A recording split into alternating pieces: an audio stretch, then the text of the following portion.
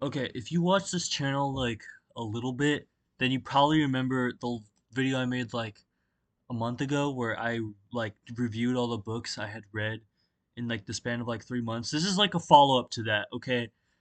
Granted, this one does not have as many books. I only have like three, but I have a lot to say about them because they were all really, really, really good, except for one of them, which I'm so disappointed about. But yeah. Okay, I kind of have to take this all the way over here. Hold on. Just like blankets everywhere. Okay. I don't even know which one to start with, to be honest. I'm thinking on like having like the ranking I had before and then just like placing these in there. Um, I should probably do that. Hold on. Okay. Here is the order I had last time. It was all these. Oh, that's one of the books. I can't. Oh, that's one of the books too. I keep showing that. Okay. I'm spoiling things. Okay, this is like the order I had last time. So this one was the best, and this one was the worst. None of these are really that bad, but that's just the order. That's just how it had to go. I'm gonna start with something very simple. This book was pretty good. I liked it a lot, actually. Oh wow, this shirt is okay. Okay, that's a lot better. Okay, I'm gonna start out with something pretty good. The Picture of Dorian Gray. I finished this yesterday, and it was pretty good. I liked it a lot. Quick synopsis: it's about this guy named Dorian, and he's like super duper beautiful, and like has like the greatest genes of all ever. So jealous. So gay.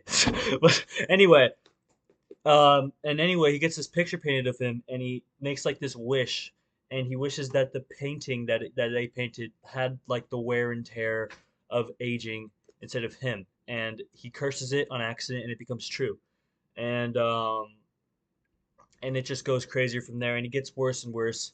This really is a book about not being vain, uh, not being a dickhead, not just being a good person, because really, reading this, like he did not have to die.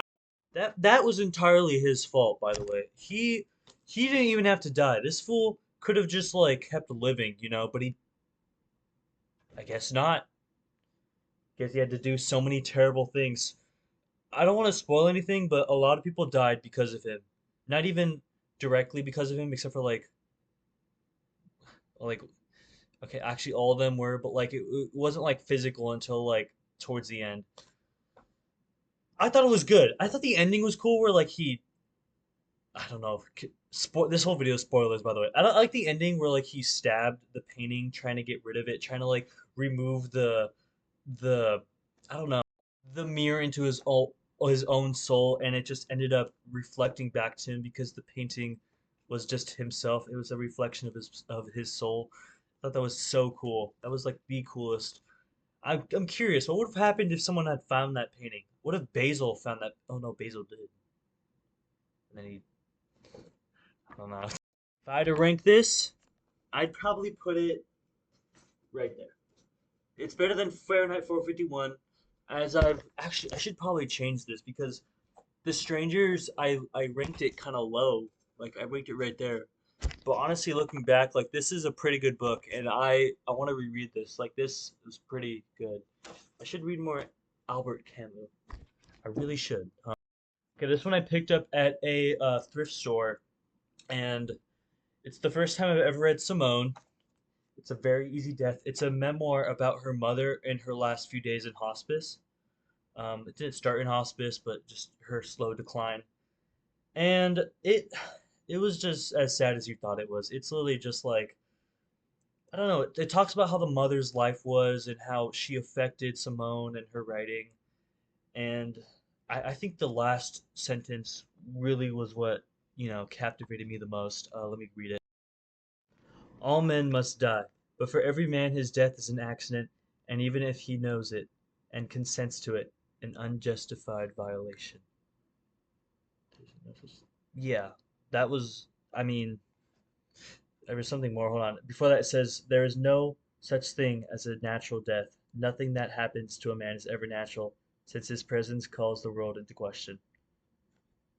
Like, damn. Like, okay, you'd read like 4 pages of just sad shit, and then she'd drop something like that, and it'd be like, wow, I know why I'm reading that.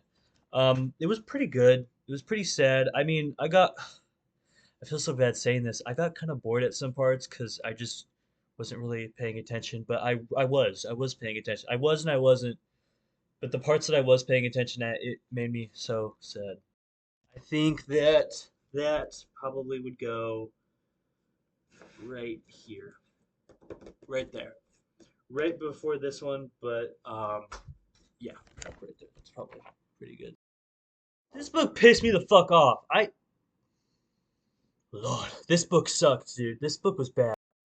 It wasn't that bad. It just wasn't as good as I thought it would be. In my mind, I thought this book was gonna be like the book that would change me, the book that would change my life.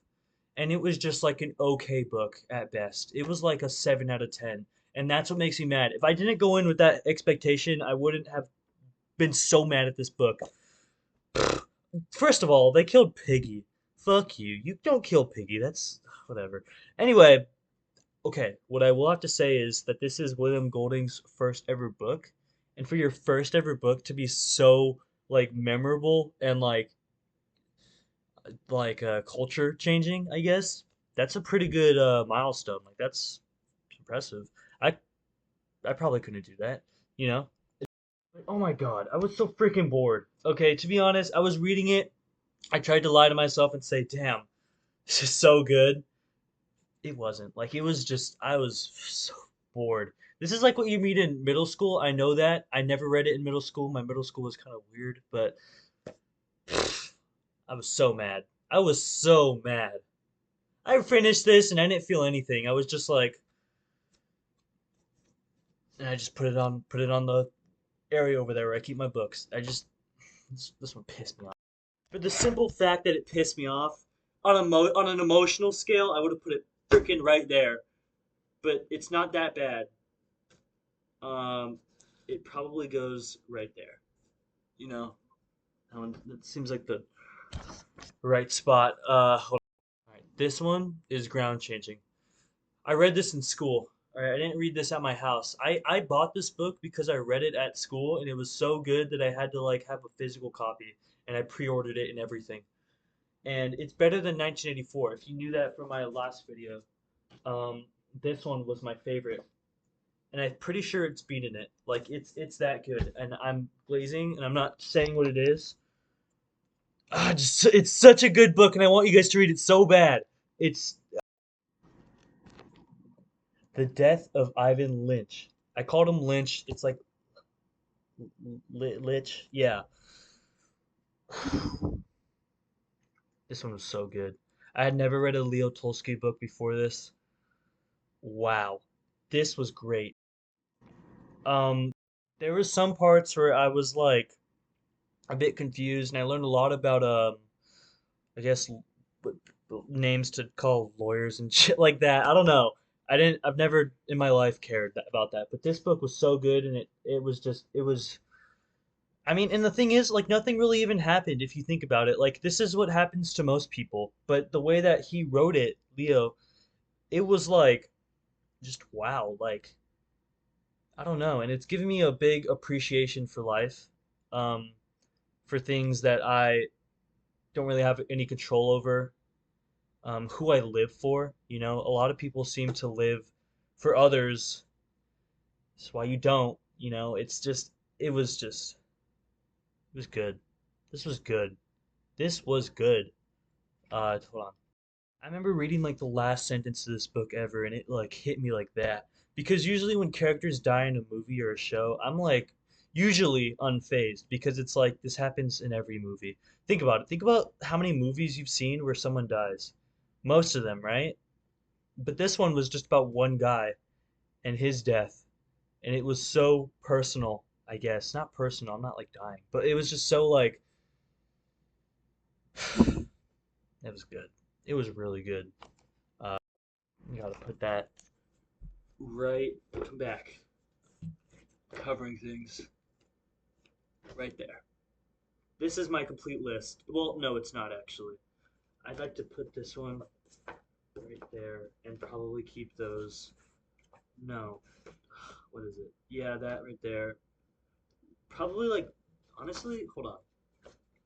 Hold on. I'm fixing things like that. Oof. Yeah, yeah, yeah. Okay. Yeah, like that. Because a lot of honestly, the more I thought about these books, the more they stuck with me, and the more that the message wasn't so like okay, it's like that. I don't know. I have these left. I'm not gonna show the books yet because I don't want to spoil it when I finally do. I'll spoil one though. East of Eden. I got this for $1 at the library. $1. East of Eden, like apparently one of the greatest classics of all time. Dude, at freaking Barnes and Noble, it's like $17. It's like, come on, I'm not for what? Some paper? I can buy printed paper for whatever. Doesn't matter. You buy it for the publishing. Anyway, this is my complete list. These are all the books. Oh, it's my foot. Okay, hold on. Don't look at that. This is my complete list from best to worst. Worst is like a 7. Best is like, dude, like a 9.9. That was a really good book. This one has other stories too with it, which I haven't read, but I plan to. I plan to reread this book as well. All right. Uh, that's probably it. I don't have anything else to say. Just wanted to show you guys that, and maybe I don't know, get you to read. Read these. It's not a gay hobby. It's actually really straight. Reading is not gay.